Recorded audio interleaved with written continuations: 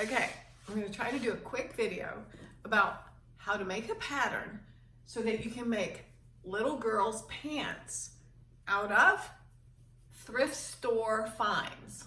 Now it's best to go for big sizes to get your maximum material.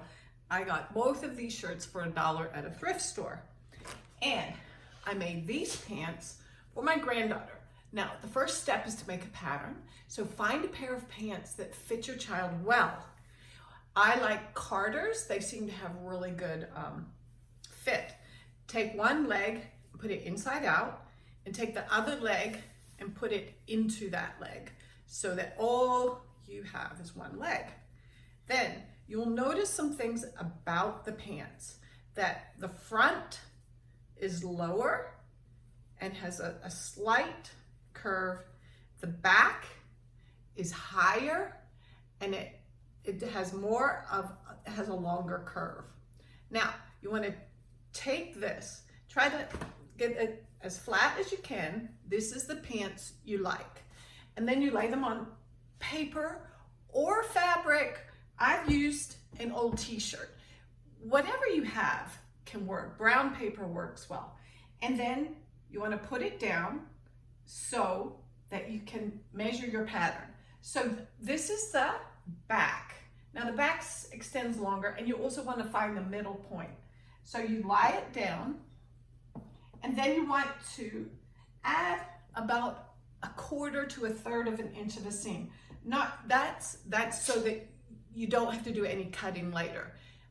You could add more if you wanted to. So you want to make sure that you're in the middle straight, and then I'm trying here to do the back. Now, no, I put it on the front side, sorry. This is the front. Let's say we're gonna do the front. And always be sure to add 3/4 of an inch or an inch for your elastic. I think 3/4 elastic is best, and this knit elastic is way superior. I do not like this woven elastic. It's way too thick and children will complain about it. You want a soft, stretchy elastic. You can get an inch, but I prefer 3/4 inch. So you cut the front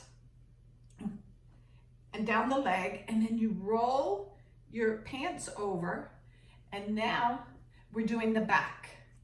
And the back and the front seams, these will always be straight. So the elastic may pull it in a bit, but cut it straight in line with this, so it goes up and goes down. So then the top and the bottom, the back to the front, it varies about an inch. So you could use a straight edge and just cut that part straight, because it's kind of hard to stretch this out and do it. So then you have your pattern. Now the next step is to place your pattern on top of your fabric. And one tip is to try to utilize the hems that you've already been given. So you would line your bottom up with the hem, and you want to cut 2 of these pieces front, two of them, and that's 1 for each leg.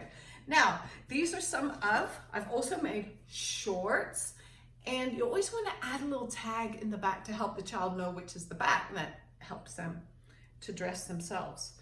So you want to sew your elastic across the top. I'm getting ahead of myself. First, sew your leg seam together. Always use a ballpoint needle on knits. Really don't try to use another needle. It's too sharp. The seams won't be nice. They'll rip and pull. Use a ballpoint needle. If you've managed to salvage your hem, start at the hem side and go up to the crotch. Sew both legs, and then you turn one inside out, like you put the one inside the other, and sew from the crotch seam. Now, you can do a second layer for the crotch, because sometimes that's where it may tear out. But if you use a slight zigzag stitch or a stitch designed for knits, you can consult your sewing machine manual. It will be strong. I often do twice on the crotch. Now, I just leave a 1/4 inch seam, and I don't overlock or zigzag, although if you have an overlocker, you can use that, or you can just zigzag the edge if you want to. It's not necessary because it finishes quite well with the knits. Then once you have sewn your crotch together, you want to insert the elastic, and that is, you basically want to sew your elastic in a circle. You cut your elastic based on the child's waist. It must be slightly smaller than your fabric. And you cut the circle, sew it together, and then you pin your elastic into 4 sections, and you match each section back, front, side, side. And that helps you so that as you put it in your machine, I usually prefer the elastic on top. You pull as you're sewing, and you just zigzag the outer edge. After you've done this step, you can try it on your child to make sure it feels comfortable. You could even try just the elastic sewn together on your child to make sure they like it, because there's nothing worse than getting the whole thing finished and then they go, it's too tight.